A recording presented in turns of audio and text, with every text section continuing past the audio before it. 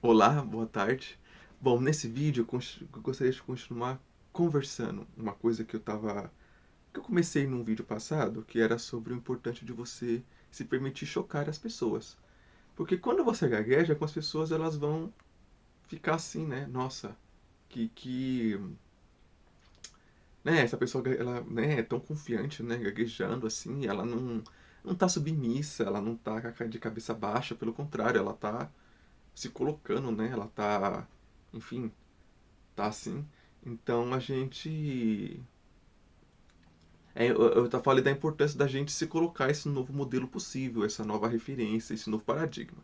E aí também a importância de você não deixar essas vozes que ficam na sua cabeça, né, falando que tá errado, que, né, que tá feio gaguejar, ou que nossa, que horror, sabe, esse tipo de coisa. E o quanto que é importante a gente quebrar com isso para poder construir um novo, enfim, você tá de boa, você poder não só com o seu novo paradigma, mas estar de bem com você e você poder gaguejar fluentemente. Porque para você gaguejar fluentemente, você não pode estar preso nessa operação do que o outro está pensando daquilo que eu falei. Se ficar preso nessa operação, o que o outro está pensando daquilo que eu falei, como é que você vai apreciar a sua fala? Como é que você vai parar e apreciar aquilo que você mesmo está dizendo? As formas da sua fala. Tem uma metáfora que é assim, a fala é como um rio. Né? Acho que no mundo anglófono, na gagueira, isso é mais colocado. Então, gaguejar é como um rio, a gagueira é como um rio, a fala. E tem rios que são sinuosos, uns que são cheios de cachoeira, tem uns que tem redemoinhos. Então, as falas, né? Então, às vezes você fica preso naquele redemoinho, mas você continua e tal. Tem até um livro que chama-se I Talk Like a River, eu falo como um rio. E é justamente sobre um garoto que ele gagueja e o pai dele ensina para ele que a fala é como um rio. Então, a fala é sobre isso, né? Sobre não, então, tá. Então isso é um paradigma da fala. Então como é que você vai apreciar sua própria fala, se surpreender com ela? Porque a fala ela tem uma questão, ela tem a gagueira é imprevisível, ela aparece em momentos que você não quer, em momentos que você não espera às vezes. Né? Então ela está muito ligada com, enfim, com o inconsciente, com situações que você está vivendo. E aí como é que você vai conseguir vivê-la assim na, né? Como é que você vai conseguir apreciá-la? Porque existe um. Tem uma mulher que chama-se Emma Palm. E ela, e ela fala que gaguejar é arte. Porque justamente tem esse lado criativo, imprevisível, disruptivo da gagueira. E aí, como é que você vai conseguir apreciar esse lado se você está tão preso no que os outros estão pensando, de como que ela está sendo recebida? Então você tem que, pra, no meu entender, para a gente conseguir apreciar melhor, tem que conseguir sair desse ciclo. Senão você não vai conseguir apreciá-la na sua totalidade. E aí, gaguejar, você passa a parar de ter medo da gagueira. E isso faz toda a diferença. Porque aí você começa a diminuir a ansiedade, começa a diminuir tudo. Houve um momento em que eu falei para mim mesmo: bom, já que isso aqui não tem cura, então eu vou ter que aprender a viver com isso. Mas o pior da gagueira não é você ter a gagueira, é a ansiedade. É esse sentir essa sensação ruim. Eu pensei, se eu começar a aprender entendeu? A tirar isso, a pior parte, porque isso aqui é o pior. E assim, tem relatos, né, de que em outras sociedades, outro tipo de sociedades, não é assim tão pesado gaguejar.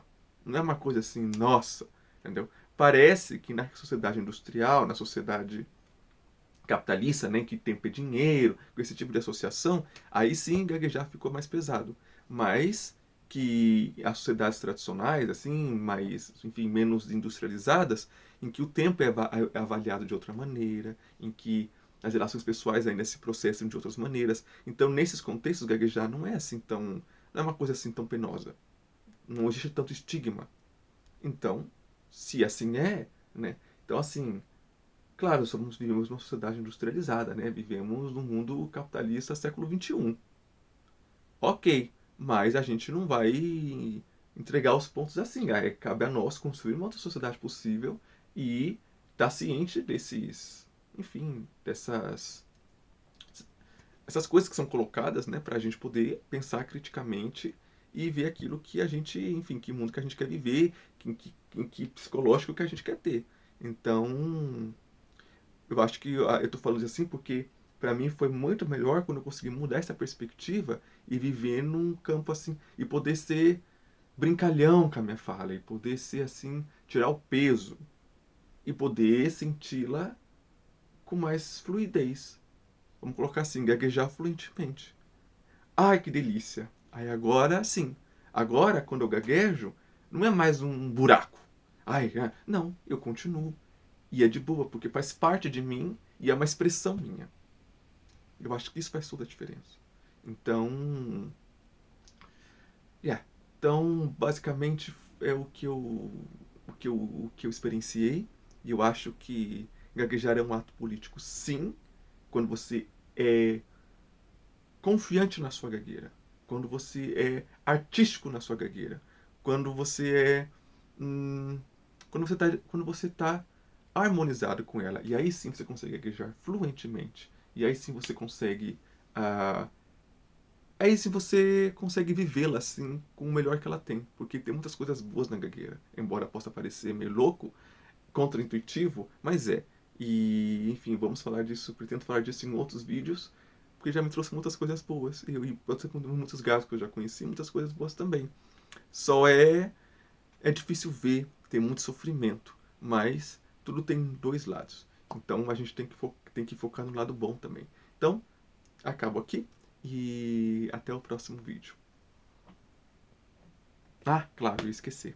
E algum comentário, sempre é interessante ler algum comentário, algum feedback, né? Sempre respondo sempre que possível, né? Eu gosto da interação, sou uma pessoa da interação.